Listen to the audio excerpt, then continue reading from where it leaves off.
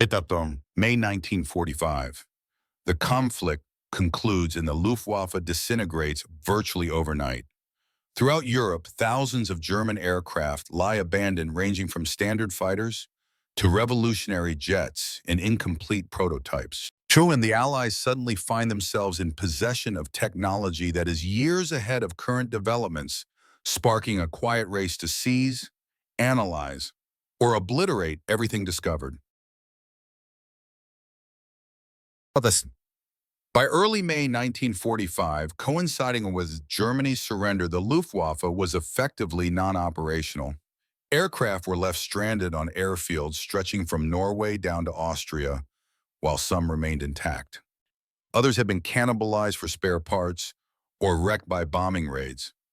A lack of fuel, fractured command chains, and demolished infrastructure had kept many units grounded for weeks. Why, when the capitulation became official on 8th of May, thousands of machines sat motionless, silent proof of a power that had previously controlled the European skies. But in northern Germany, critical locations like Flensburg and Lübeck housed vast quantities of grounded planes, varying from undamaged units to those in disrepair. In Prague, hangars were packed with Messerschmitts. But at Rechlin, the primary Luftwaffe testing facility, Allied teams discovered experimental airframes, wind tunnel models, and technical records that exposed the full extent of Germany's jet and rocket advancements. The diversity of the remaining fleet astonished Allied officers. Besides standard models like the Messerschmitt Bf-109 and Focke-Wulf Fw-190, they uncovered advanced technologies such as the Arado R-234. They also found the Heinkel He-162 and remnants of projects like the Junkers Ju-287 bomber. Support and reconnaissance planes, including the Junkers Ju-52, were also strewn across various air bases. Many squadrons had simply exhausted their fuel supplies in the final weeks of the war, leaving their equipment parked and undisturbed. At the cessation of hostilities, the Luftwaffe's administrative systems had completely failed. Commanders surrendered to whichever Allied unit they met, while ground crews frequently deserted their stations without orders. Maintenance logs, fuel reserves, and spare parts inventories were either missing or destroyed. The Allied Control Commission immediately imposed rigorous regulations. All German aircraft were grounded, and German pilots were forbidden from flying without explicit Allied permission. These restrictions were designed to stop unauthorized departures. Discussions quickly arose among Allied commands regarding the disposition of the aircraft, specifically what should be saved and what should be scrapped. Some officers contended that leaving German aircraft intact posed a security threat. However, others recognized their research value. It is evident that from the initial days following the surrender, the destiny of the Luftwaffe's fleet became a complex issue of intelligence gathering, logistics, and political strategy.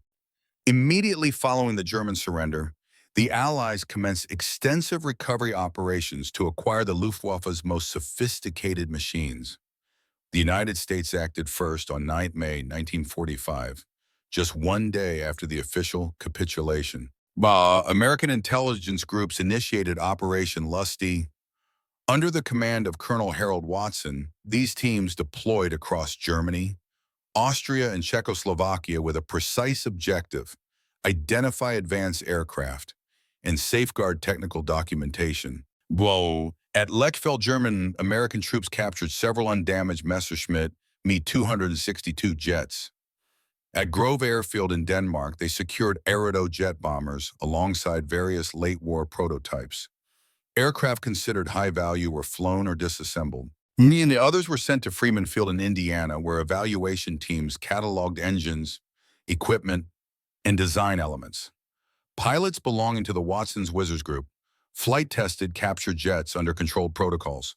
Their findings significantly influenced early American comprehension of swept-wing design, jet propulsion, and high-speed aerodynamics. The British enacted a concurrent mission dubbed Operation Surgeon, placing equal emphasis on the scientists and engineers. Personnel from the Royal Aircraft Establishment occupied airfields at Fassberg and Rechlin, interrogating remaining staff. Selected specialists were relocated to British facilities for post-war employment. At RAF Farnborough, test pilots assessed captured planes. The British showed specific interest in the Hu-162 as its lightweight construction provided insights for future interceptor and trainer designs. The Soviet Union also mobilized rapidly, utilizing trophy brigades to seize factories. Major manufacturing hubs such as the Avia plant in Prague and the Bf-109 assembly lines in Moravia came under Soviet authority. Aircraft, along with engineers and tooling machinery, were transported east via rail. At air bases near Leningrad and Moscow, Soviet designers and pilots studied the Mi-262 and R-234, incorporating their data into early Soviet jet projects. Rivalry soon developed between the Allies. Each nation sought the rarest aircraft, particularly prototypes produced in limited numbers. Disputes arose regarding ownership rights to specific machines, especially at locations in central Germany, where American and Soviet troops arrived simultaneously. German personnel were integral to these operations. Former engineers, mechanics, and pilots provided technical answers, occasionally under guard, and other times through temporary work contracts, enabling Allied teams to utilize complex systems. While the Allies recorded every detail, blueprints, photographs, flight manuals, and test data before determining which airframes to preserve and which to demolish. By the end of 1946, the primary collection phase was finished. Towards the end of 1945, the Allied Control Council decreed that Germany was prohibited from possessing military aircraft. The most significant specimens had already been exported. The thousands left behind were slated for destruction. This transformed airfields across Europe into massive scrapyards between 1945 and 1948. The directive was simple. Every German aircraft, including bombers, fighters, trainers, and prototypes, were to be destroyed unless set aside for research. Locations like Lübeck and Grove became centers for disposal where Allied teams stripped and crushed airframes, recycling the metal into Europe's reconstructing industries. In northern Germany, British units demolished intact bombers. Some planes were incinerated in pits or loaded onto barges and scuttled off the coast. Many of these submerged wrecks remain on the seabed, occasionally found by divers. Civilian aviation faced similar restrictions. Chinook aircraft like the Junkers Ju-52 were assessed individually. While some were adapted for limited transport duties, many were scrapped to align with Allied mandates. In Czechoslovakia, captured planes were briefly utilized. Historians continue to discuss whether more aircraft could have been saved.